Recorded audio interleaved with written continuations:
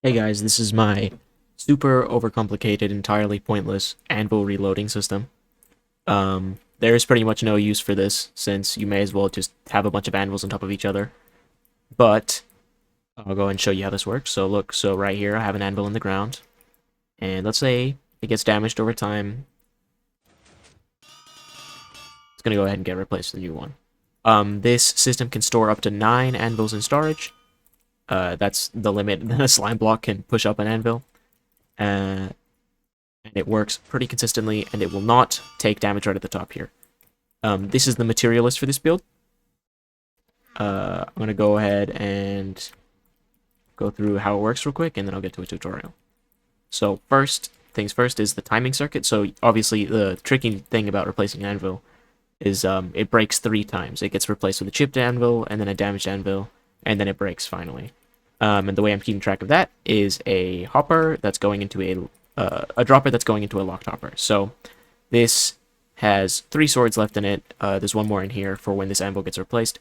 But so if this anvil gets replaced once, one less, and then it becomes damaged, one less, and then when it breaks, it's going to go ahead and allow this comparator to read a signal and set off the rest of the circuit. And it's going to go ahead and replace the other one. This timing circuit works just by comparing it to this almost full dropper. So whenever this hopper is full enough, it sends the signal through, starts the delay, and comes down here.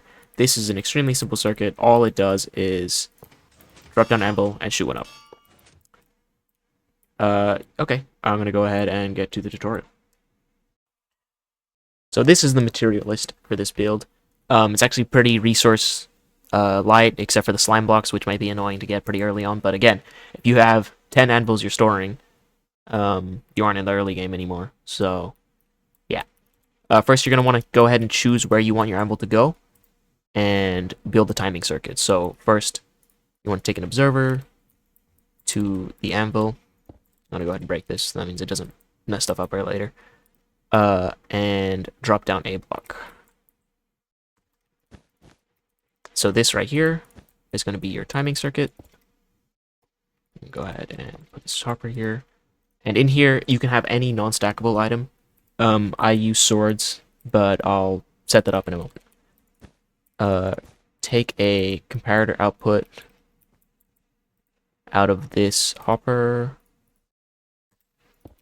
and also a comparator output out of a second dropper to the side right here. This should never get powered, so it doesn't matter which direction it's facing. As long as this dropper is facing into this hopper and the hopper is facing into this dropper, it doesn't matter. Next, this has to be a target block. Whoops. And there has to be a redstone torch underneath. So this is going to lock that hopper unless it gets filled up enough. Next, we're going to go ahead and make the circuit to unlock the hopper. This comparator is going to go into here, and that's going to run a redstone repeater at full delay. Oh shoot. Into a comparator line. So the idea behind this is you want to have a pulse extender that's long enough to have all the items go back into the hopper, and also long enough to keep that gem door open, so that means the anvil can launch back up into it. Now, the normal pulse extender using 2 comparators is slightly too short, so you have to do this funky little thing where you slightly too long, sorry, where you kind of make this weird little pulse extender, which is very slightly longer than that one. But hey, it works. And then, this right here. Oh, I also messed something up down here. This block right here next to this target block is going to be a note block. This is how we're going to connect it down with this. And the reason why it's a note block is because we're forcing a block update to the piston to make sure it actually activates. I'm going to go ahead and swords here. This one is 7 swords. So this is the one that's going to be compared to. And in here, there should be 4. The hopper should obviously be empty because, it's going to get stuff from the dropper. So now, I'm going to go ahead and check this. I'm going to send 4 block updates. One more. They should all activate, and then all the items end up back in the dropper. So that means this part of the circuit is done. So now we're going to go ahead and build up the door part of the system. So you can actually also have this coming in from any angle that you want, but I like it directly opposite because it makes it nice with the observer. And now this is just a very basic Jeb door. I'm building out with pistons here. It's going to grab this block, push it up. Oh, this is one too high, I'm sorry. Down here. There we go. Pretty simple Jeb door. Go ahead and put this on 1 tick. And then grab your redstone wire. And then just hook it up.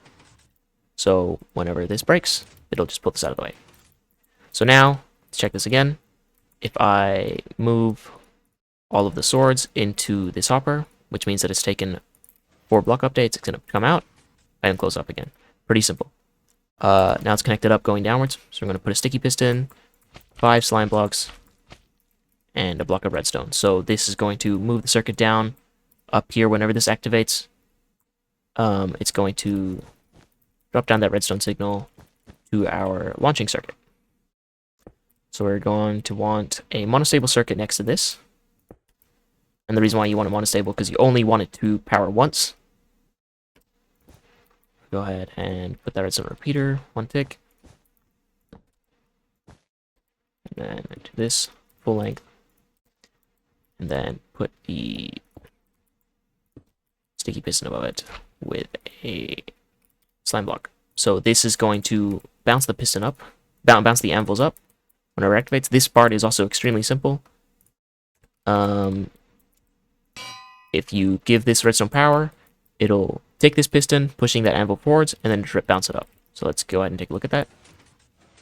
There you go. And if you notice, this door is closed up there, so it's not going to work. This is the entire system. Again, pretty simple. It's just a very pointless thing to have in your world. It's basically useless. But it's one more thing. You have to make sure that while there is an anvil here, this is on 3 swords. That's because you also want it to tick once. You have to count for whenever the anvil lands here. That's going to also tick it once. That's why there's 4 and not 3. So now let's say this is full health anvil, becomes a chipped anvil, becomes a damaged anvil, and the next one's going to break. This door moves out of the way, anvil launches up, and it gets caught here. The reason why it has to be this height exactly, you cannot have any lower, is because if you notice, whenever the anvil launches, hold on, let me do this again actually. Oops. Whenever the anvil launches, it is slightly higher than 1 block. So if you have an anvil on a 1 block height, so if I'm just going to build out here. From this height, the anvil will never break. It'll never take damage or anything like that. But if you have it from 1 higher, every now and then, this is going to be pretty rare, so I don't know if I'm going to be able to get it to go here. There you go, you saw that. It's going to take damage from that 2 block height. Even from 1.5 blocks, it'll also do the same. So that's why this piston has to come in from the bottom and push it up. If it doesn't push it up, then the anvil will sometimes take damage, and whenever it does, it'll mess up your timing circuit. So, see this again. There you see that. Oops, too slow. That was a weird little visual bug, but this should never fail as long as you don't break this anvil up here. If you obviously break this anvil up here and move it somewhere else, and then come back and put it back down, and then it gets damaged once, let's say, yeah, it's going to mess it up and drop this anvil down here. Yeah, that's pretty much the entire design. Again, the world download will be in the description, as well as a schematic for Lightmatica and Schematica if you use those.